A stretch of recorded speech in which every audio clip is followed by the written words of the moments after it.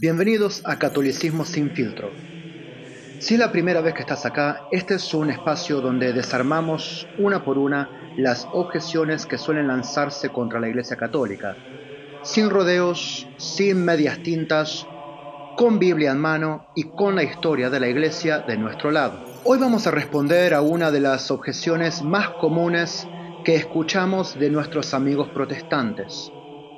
La Iglesia Católica contradice la Biblia porque enseña la intercesión de María y de los santos, pero Primera de Timoteo 2:5 dice que Jesús es el único mediador entre Dios y los hombres. Me lo han dicho en los comentarios, me lo han dicho en persona y seguramente a vos también te lo han dicho en más de una oportunidad. Pero acá no nos quedamos en respuestas superficiales. Vamos a hacer algo diferente. No solo vamos a analizar este versículo en su contexto, sino que vamos a ver qué dice el resto de la Escritura y qué enseñaba la iglesia primitiva, porque seamos sinceros, si la iglesia de los primeros siglos ya creía en la intercesión de los santos, ¿no será que esta objeción nace de una mala interpretación moderna de la Biblia? Así que quédate hasta el final, porque no solo vamos a demostrar que la intercesión de María y de los santos es 100% bíblica, sino que vamos a ver cómo la Escritura misma refuta esta objeción protestante. Antes de arrancar, si te gusta este tipo de contenido, suscríbete y activa la campanita para no perderte ningún video. Y ahora sí, empecemos. Durante siglos te vendieron una historia distorsionada. Te dijeron que Roma cayó, que la iglesia se corrompió, que la verdad estuvo perdida hasta que un monje alemán la redescubrió. Pero ¿qué pasaría si te dijera que todo eso es falso? Bienvenido a Catolicismo sin filtro. Aquí no endulzamos la verdad, aquí desarmamos mitos, exponemos mentiras y restauramos la historia como realmente fue. ¿Qué significa que Jesús es el único mediador? Arranquemos con el famoso pasaje que siempre me tiran por la cabeza. Porque hay un solo Dios y un solo mediador entre Dios y los hombres, Jesucristo hombre. Primera de Timoteo 2:5. Ahora bien, ¿qué pasa si en lugar de sacar este versículo de su contexto, leemos lo que dice el párrafo completo? Vamos a leer 1 Timoteo 2:1 al 5. Y dice así: Ante todo, recomiendo que se hagan plegarias, oraciones, súplicas y acciones de gracias por todos los hombres, por los reyes y por todos los que ejercen autoridad, para que podamos llevar una vida tranquila y apacible con toda piedad y dignidad. Esto es bueno y agradable a Dios nuestro Salvador, que quiere que todos los hombres se salven y lleguen al conocimiento de la verdad, porque hay un solo Dios y un solo mediador entre Dios y los hombres, Jesucristo hombre. ¿Se dieron cuenta? En el mismo pasaje donde Pablo dice que Cristo es el único mediador, nos está mandando a interceder unos por otros. Es decir, si tomar Jesús es el único mediador de forma absoluta significara que nadie más puede interceder, entonces Pablo mismo se estaría contradiciendo. La clave está en entender de qué tipo de mediación está hablando Pablo. Cuando dice que Cristo es el único mediador, se está refiriendo a su papel único como redentor. Él es el único que murió en la cruz por nuestros pecados y Él es el único que nos reconcilia con Dios. Nadie más puede ocupar ese lugar. Pero eso no significa que no pueda haber mediaciones secundarias, es decir, personas que intercedan y ayuden a otras personas a acercarse a Dios. Porque si seguimos la lógica protestante de que si Jesús es el único mediador, nadie más puede interceder, entonces también tendríamos que prohibir cosas como la evangelización, el discipulado, la oración comunitaria, pero la Biblia está llena de ejemplos donde Dios usa a personas para bendecir y ayudar a otros. Es decir, bendice a otros por medio de las personas, o sea, por la mediación de la acción humana.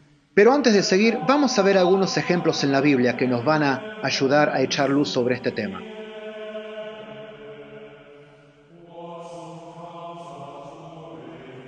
Veamos la intercesión en el Antiguo Testamento.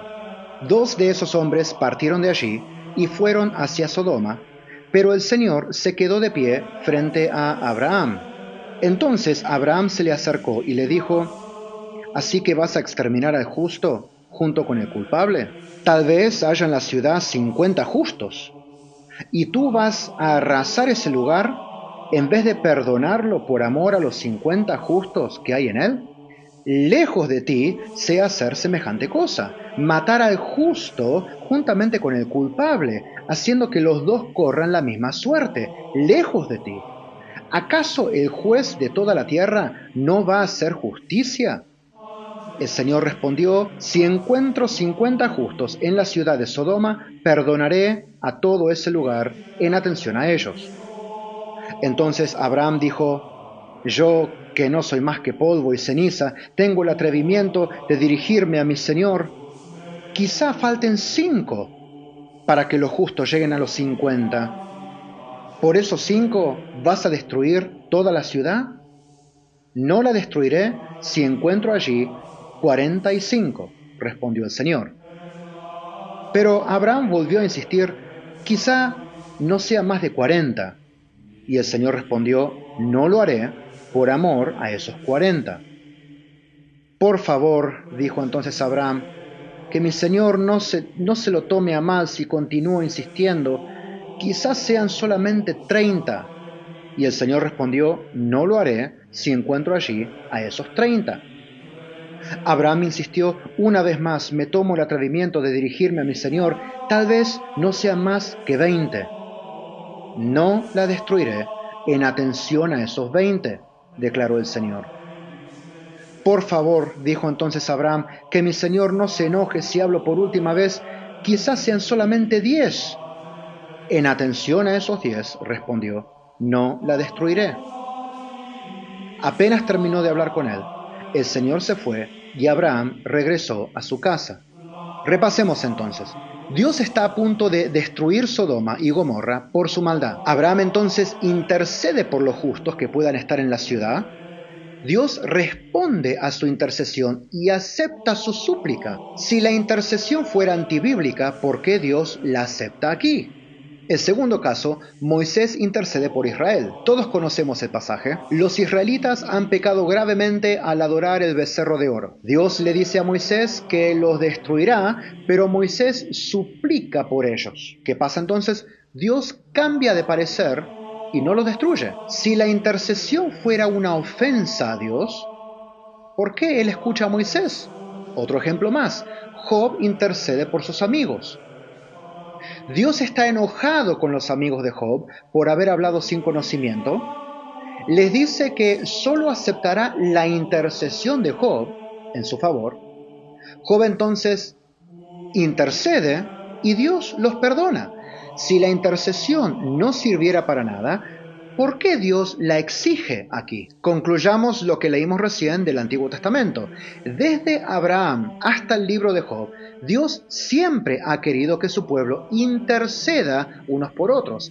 Si la intercesión fuera una ofensa a la mediación de Cristo, ¿por qué Dios la aprueba una y otra vez? Vamos a ver algunos casos de la intercesión en el Nuevo Testamento.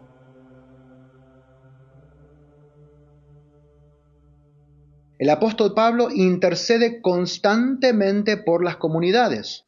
Colosenses 1:9, no cesamos de orar por vosotros.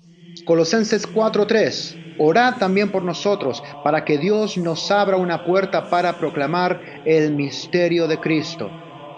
Segunda de Tesalonicenses 1:11, por esto también oramos siempre por vosotros. Si interceder fuera innecesario o un problema, ¿por qué Pablo lo hace todo el tiempo? Otro ejemplo más, los cristianos se piden oración unos por otros. Hebreos 13:18, os ruego hermanos que oréis por nosotros. Primera de Tesalonicenses 5:25, hermanos, orad por nosotros. Por último, orad unos por otros para que seáis sanados. Santiago 5:16. Si la única oración que vale es la directa a Dios, sin intermediarios, ¿por qué los apóstoles se piden oración los unos a los otros entre sí? ¿A qué reflexión llegamos? Bueno, si seguimos la lógica protestante de que Jesús es el único mediador y que por lo tanto nadie más puede interceder, entonces Pablo, Santiago y todos los cristianos primitivos estaban pecando al aceptar oración, intercesión los unos por los otros. Pero claramente ese no es el punto. Entonces, ¿qué aprendemos de esto?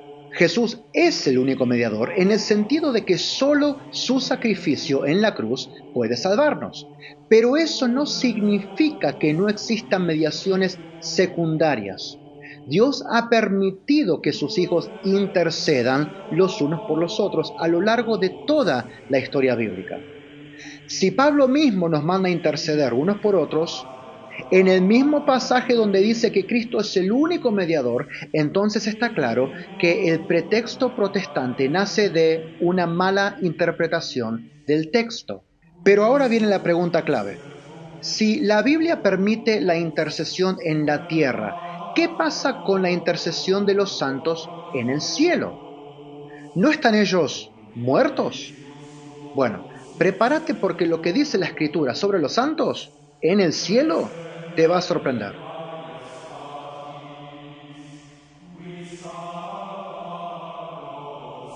Aquí los protestantes intentan salvar su argumento diciendo, ok, la intercesión entre los vivos sí es bíblica, pero los santos están muertos y no pueden interceder.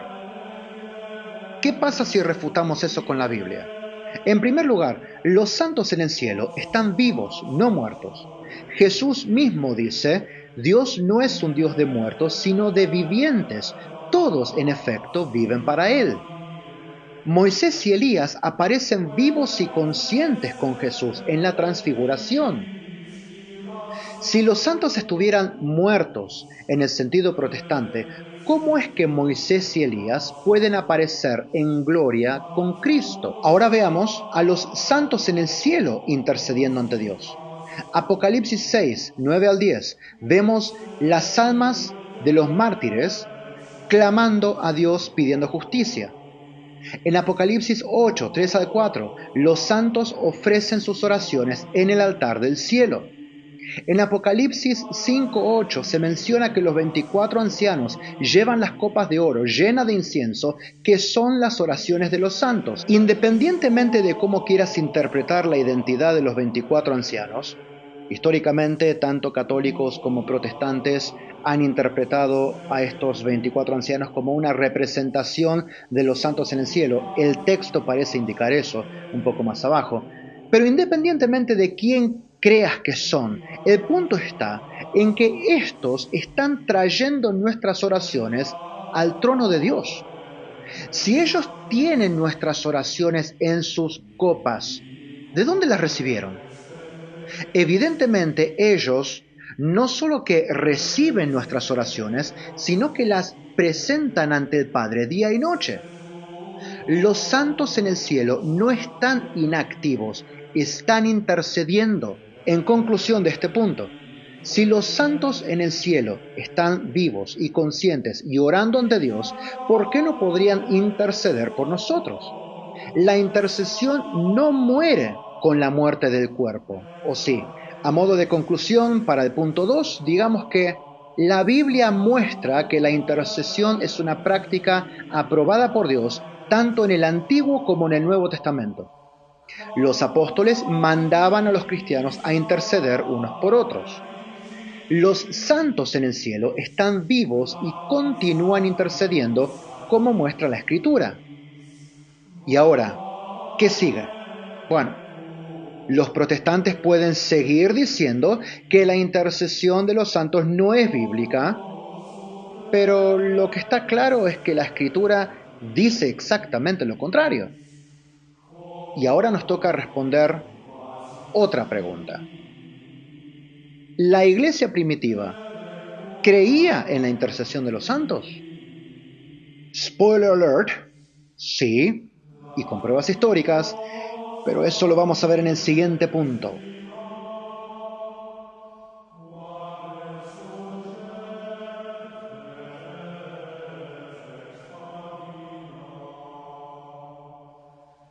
Ya vimos que la intercesión no solo es bíblica, sino que es un mandato de Dios y una práctica común entre los cristianos desde los tiempos apostólicos. Ahora bien, si la intercesión de los santos fuera una herejía posterior, como alegan los protestantes, entonces no deberíamos encontrar rastros de ella en la iglesia primitiva. Pero la realidad es otra. Desde el siglo I, los cristianos han pedido la intercesión de los santos, especialmente de la Virgen María. Vamos a ver algunas pruebas históricas. Los primeros cristianos creían en la intercesión de los santos, y esto se ve en documentos que han dejado. Si la intercesión de los santos fuera una invención medieval, entonces los primeros cristianos no la habrían practicado, pero lo hacían. El libro de El Pastor de Hermas fue una obra literaria muy importante para los cristianos primitivos. En esta se menciona que un ángel intercede por Hermas. Acá te pongo la cita.